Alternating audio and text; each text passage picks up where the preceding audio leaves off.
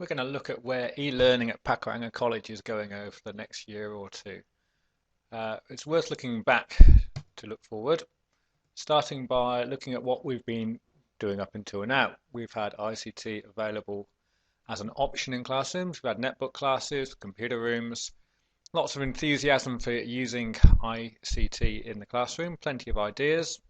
And certainly over the last 10 years, we've seen an incredible amount of change. But ultimately, the use of ICT, if you're really committed to avoiding it, you could avoid it. You could just watch it going on and go back to your classroom and just do what you've always done. People generally haven't, but it was an option. Things have changed though. All of a sudden there's ubiquitous cheap hardware, netbooks and tablets and phones and so on. Students have hit the social media world really hard. Started with Bebo, and now they all live in their social networks online as much as they do in real life. And the other major change that we're seeing is that students who were in the netbook classes are going to become seniors next year. Will no longer be timetabled, but would have a reasonable expectation that they could use their netbooks in classes. So that means that netbooks are now in mainstream classes, and if the netbook students are allowed to use them, it seems only fair that any student is allowed to use them. So the floodgates are open to any student turning up with a device. We're going to say specifically which devices are acceptable. I'll come to that in a minute.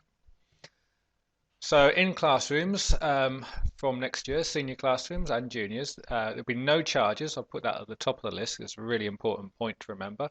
We don't want students tripping over charges and bringing laptops and netbooks crashing to the floor. There will be some students who will be using devices in these classrooms. Not all, and the proportion of students who will be using electronic devices will vary per year level by subject. And we really don't know just how many are going to turn up. Some of them will be electronically producing work, presumably as well as researching work, and some of them will want to submit their work electronically as well. So in order to make that work, the infrastructure needs to be in place. Luckily, it pretty much is now. We've had the huge network upgrade that happened at the end of last year. Wireless has gradually come on, and it's at the point now where we can flood the campus with wireless connectivity if we need to. We have a decent internet connection. We're changing our learning management system from PacNet to Moodle, have something that's a bit more full-featured and more able to support our learning needs, and decent filtering of our internet connection as well. So the digital devices we're likely to see are going to be netbooks, of course, but maybe tablets, and as we go forward, we'll probably see some Android devices and Chromebooks. The crucial point to note here is that we are probably going to move away from saying it must be a Windows device. We think that in the long term, that's not really sustainable or manageable or desirable. So we are going to move towards the idea of platform independence. More of that later. So students, most will use their devices responsibly. There will be some who don't. There are students who sit outside my office who will just see it as an opportunity to do less work or be more disruptive or whatever. So we'll need to carefully manage that, and there's a process and lots more information to come about what that will look like. But it comes down to expectations, really. So long as the students expect that the teacher has full control of when and how devices are used, and they're only used for learning, and if you go past any of that and get any of it wrong, the use can be revoked and you won't be allowed to use a device in the classroom. So the staff, you won't be expected to run 2 separate lessons, but it would be hoped you'd see it as a useful extra tool in the classroom where you have control over what happens, but it does give students extra opportunities for learning. So you'd be expected that students are allowed to use them where possible, but certainly not expected to plan around them every single lesson, although some people may choose to, may see the opportunity there. You'll need some basic skills, of course.